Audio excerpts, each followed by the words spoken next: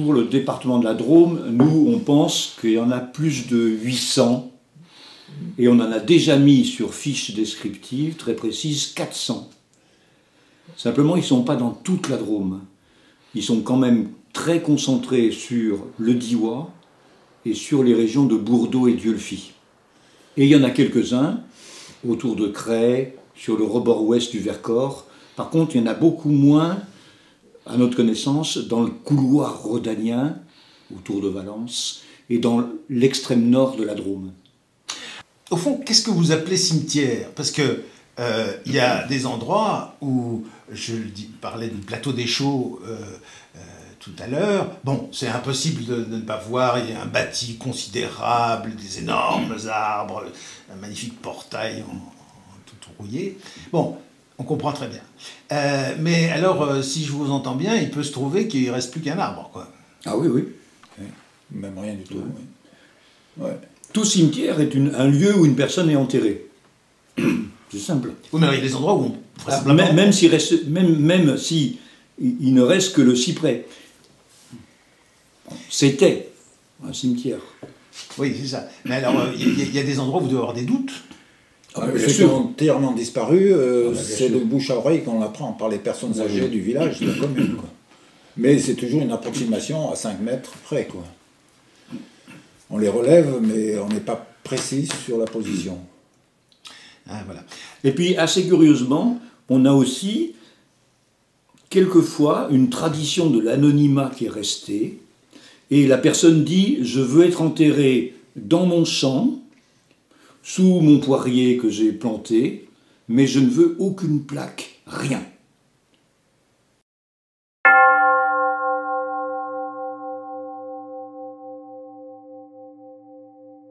Le point de départ, alors il est très précis, c'est la révocation de l'édit de Nantes par Louis XIV le 15 octobre 1685. À partir de cette révocation, la religion protestante est interdite. Les protestants perdent leur existence légale, les pasteurs doivent s'exiler dans les 15 jours, sinon ils sont tués. Et, bien entendu, les protestants qui n'abjurent pas, qui ne se convertissent pas au catholicisme, ne peuvent pas être enterrés dans les cimetières paroissiaux, qui sont tous catholiques.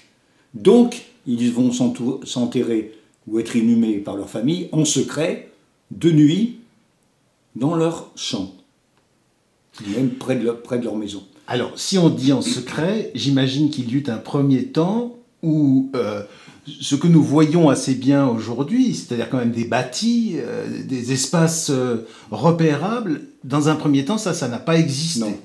Non. Il a fallu attendre l'édit de tolérance de Louis XVI de 1787, donc plus de 100 ans d'intolérance et d'interdiction de la religion protestante, pour que les protestants retrouvent leur existence légale, 1787 et 1789, la Révolution française, tous les hommes sont égaux en droit, donc à ce moment-là, les protestants retrouvent la totalité de leurs droits, y compris la possibilité d'être enterrés dans un cimetière collectif protestant, hein, à côté des cimetières catholiques, et ils ont le droit, à partir de la Révolution, de faire leur culte, de faire des synodes. Donc, à partir de 1789, ils retrouvent tous leurs droits. Mais la tradition subsiste. Donc, c'est seulement pour les plus vieilles dates que l'on a trouvées, pratiquement, les plus vieilles dates gravées sur des stèles et des dalles, c'est 1795-1825. On fait les premiers trucs gravés. On fait un rapide saut en avant, qui est une parenthèse. Et aujourd'hui, est-ce que ces cimetières servent encore? Oui, bien sûr. Bien sûr. Il y a des cimetières qui sont très bien entretenus. Les familles sont tout à fait attachées. ils sont légaux, on a le droit d'y accéder, ils sont incessibles, et ils sont tout à fait dans la tradition, et pas seulement dans la Drôme, en Ardèche, en Poitou, en Charente, en Mayenne, dans toutes les régions qui étaient protestantes de façon plus importante à partir du XVIe siècle et du XVIIe. Voilà, donc la tradition est restée à tel point que même c'est la loi de 1804 de Napoléon Ier qui dit que toute personne peut être enterrée dans sa propriété. Cette loi est toujours valable. Bon, simplement, pour un petit cimetière familial, il faut ce qu'on appelle un accord hydrogéologique. Un agrément de la préfecture. Un agrément de la préfecture qui a été décidé en 1990 ou un excès de zèle. Enfin, voilà, il faut un accord hydrogéologique. On a l'accord hydrogéologique, on peut être enterré dans sa propriété.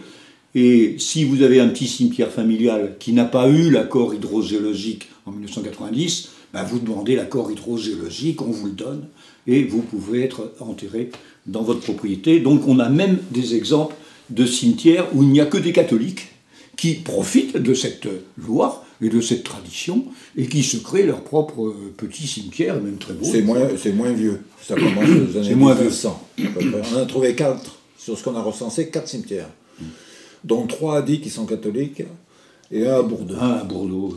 Et celui de Bordeaux fait 400 mètres carrés, vous vous rendez compte?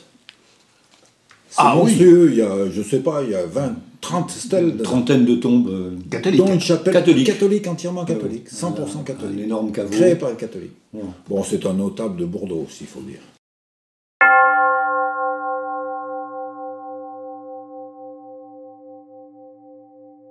Selon les communes, il y a entre 1/5 et 1/3 des cimetières familiaux qui sont en état d'abandon. Ou disparu. Il y en a qui ont disparu, mais voilà. Et c'est vrai que nous, quand on a décidé de créer l'association, la première motivation, c'était de dire, oh, quand même, c'est quand même dommage, on voit tous ces trucs en ruine, abandonnés, avec des belles stèles. Voilà. Et la deuxième motivation que l'on avait, c'est que l'inventaire, alors sur un plan de connaissance historique, l'inventaire très précis, très détaillé de chaque cimetière n'a jamais été fait. Donc il y avait à la fois un travail nécessaire d'inventaire qui avance relativement bien, et un travail de restauration, d'entretien, sur lequel on avance moins, mais qui est la motivation principale de la création de l'association. Un patrimoine menacé de ruine. Est-ce que les communes, lorsque vous allez voir un maire ou une mairesse, est-ce qu'ils connaissent bien eux-mêmes leur propre cimetière? Ça dépend des maires. Il y a des communes où c'est bien connu, les communes qui sont protestantes, voilà, c'est bien connu, mais ces cimetières sont privés. Donc les maires aucun droit de parole n'ont pas le droit d'intervenir, ils n'ont pas le droit de les entretenir, ils n'ont pas, sauf cas exceptionnel où une personne, par exemple à Poyol, a donné un terrain à la mairie avec la condition d'entretenir son cimetière familial. Mais c'est une exception. Ouais. Hein. Sinon, les communes s'en désintéressent, ne s'en occupent pas, disons. Il y a des maires qui sont intéressés par l'histoire du protestantisme, il y a des maires qui ne sont pas intéressés du tout. Voilà, c'est extrêmement variable. Parce qu'il y a des communes qui peuvent aller jusqu'à 30 cimetières familiaux comme Saint-Julien-en-Quin. 35. Hein, 35. Ouais. Hein, ou Poyol 30. Minglon, on ne l'a pas fait, il y en a peut-être 40. Bordeaux, il y en a peut-être 50. Enfin bon. Et puis il y a des communes qui n'en ont que un ou aucun. Ouais. Donc ça varie beaucoup. Ça varie beaucoup. On sait quand même que la Drôme est une région qui a été protestante. En gros, les Drômois le savent quand même, qu'il y a une influence du protestantisme. Ça c'est assez connu. Hein. Mais quand on monte dans la région parisienne... Ou sans aller si loin. Sans aller plus loin. Dans les airs, déjà, on ne sait pas ce que c'est qu'un cimetière familial.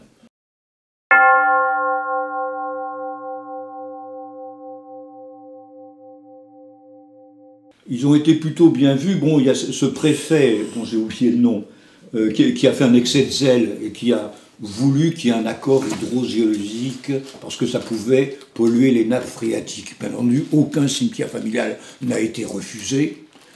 Voilà. Bon, donc au moment, en 1990, où il a fait cette espèce de décret, il y a des Diois qui ont rouspété. On dit, mais de quoi il se mêle, hein, Dont des mers.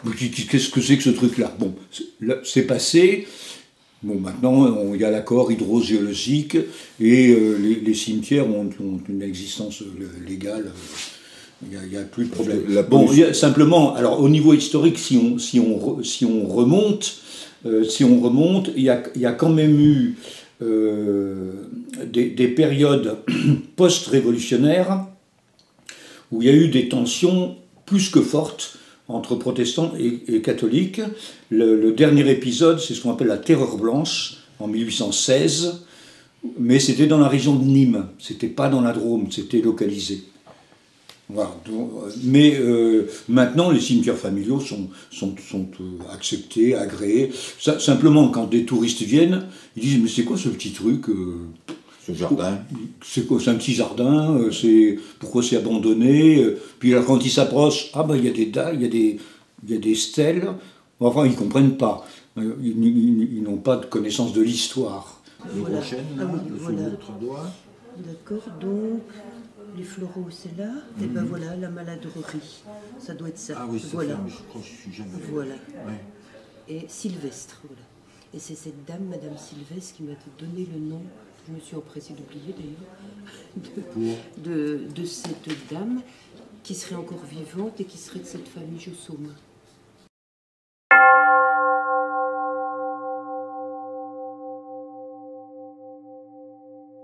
Nous, on a un problème qu'on n'a pas résolu. Par contre, il existe une autre association qui est plus ancienne que nous, qui date de 1997, qui est une association de sauvegarde des cimetières familiaux protestants du Poitou, de la Charente, de la Mayenne. Eux, ils ont résolu le problème puisqu'ils ont une centaine de cimetières qu'ils entretiennent et 12 chantiers de restauration par an. Mais donc il y a une possibilité que l'État redonne à une association des cimetières abandonnés, l'association les entretenant, assurant leur entretien. Donc il y a une possibilité, mais nous on n'a pas encore trouvé l'astuce administrative sur le Drôme pour le faire. Bon, en 2016, on va essayer quand même d'avancer. On n'a que 4 ans d'existence. On n'a que 4 ans d'existence. Alors on a quand même restauré un cimetière qui est à Val-Croissant, où il y avait juste 2 tombes bien nettoyées, puis un débroussaillé. On a un autre projet de restauration alors il y en a 3 qu'on entretient. Enfin, les gens nous ont demandé de les entretenir. Ils adhèrent et puis ils nous donnent une petite somme, on les entretient. Il y en a 3 qu'on a en entretien. Et on a un autre projet alors il se trouve que c'était un catholique ancien maire de Die, dont le cimetière est complètement abandonné, et on a le projet de lui mettre une petite stèle avec la plaque. Voilà. Il y en a qui se demandent pourquoi on fait ça, quelle est la raison, quoi. Alors que le but, c'est aussi la sauvegarde, mais c'est aussi, on va essayer de les faire rentrer dans le petit patrimoine français, quoi. Oui. Au même titre qu'une belle porte, au même titre qu'une fontaine, au même titre qu'une petite chapelle, tous les titres. Et sur un autre plan aussi, on voudrait faire rentrer on voudrait faire des chemins de découverte qu'on voudrait faire rentrer sur le sentier des pas des Huguenots. Les familles, comment vous accueillent-elles? Allez, bien. Pas de problème, au contraire. Pas de problème, au contraire. On a aussi des exemples où on voit que la personne qui découvre qu'il y a une association de sauvegarde, elle se met à mieux entretenir son cimetière, dit « Oh, bon, faut peut-être que j'aille débroussailler un peu ». On a des exemples comme ça. On a appris ça quand on est passé, on a appris que par derrière, ils sont revenus sur leur cimetière. Pas beaucoup, hein, mais moi, ça commence. Moi, il n'y a pas longtemps, il y a quelqu'un qui m'a téléphoné en disant je cherche mon cimetière, il y a 15 ans que je ne suis pas allé, c'était à Poney, est-ce que vous pouvez venir avec moi? Je dis oui, je viens avec vous, et on a été redécouvrir le cimetière alors complètement abandonné, dans les broussailles, et il a dit, bon, ben, d'accord, ben, ça y est, il est là, oui, je me rappelle, il y a 15 ans, il est là, il y a 4 cyprès quand même, hein. Il n'y avait rien, aucune plaque, aucune dalle, rien, anonyme, total, mais 4 grands cyprès en carré, c'est là, pour les reconnu, et je vais mettre une plaque, et je vais, voilà. Donc on a ça aussi comme... Mais on a aussi des propriétaires, des paysans ça les gêne plus qu'autre chose, et on voit très bien que des cimetières sont abîmés et que ce n'est pas la nature qui les a abîmés. On sent très bien le coup de tracteur, le coup de pelle mécanique ou autre, surtout là où il y a des vignes, comme ça. Là. On entend certaines personnes qui... ça les gêne. C'est une servitude qui est au milieu de leur champ. Oui, c'est l'agriculteur. Ceux qui ont acheté les terrains, hein, pas les propriétaires des terrains, ceux qui ont acheté les terrains dont il y a le cimetière au milieu qui ne leur appartient pas.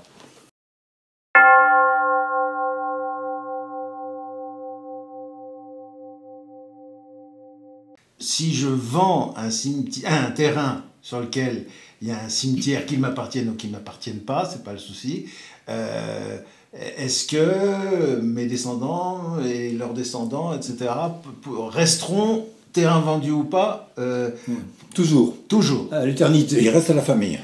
Incessible, invendable, protégé par la loi, sévèrement punis si on les vandalise, comme les cimetières communaux. Hein, non, la loi est très stricte et ils sont protégés. On n'a vraiment pas le droit de détruire un cimetière, qu'il soit familial ou communal. On est une association dromoise. Association, département de la Drôme. Département de la Drôme, association laïque, départementale. Alors, comme j'ai fait moi plusieurs conférences à Bourdeaux, à Comps, à Montsou-la-Payette, à Montélimar, on commence à savoir qu'il y a une association départementale. On a quelques correspondants sur Bourdeaux et Dieulefit. Il faut reconnaître que quand même, les membres actifs, ils sont plutôt d'Iwa.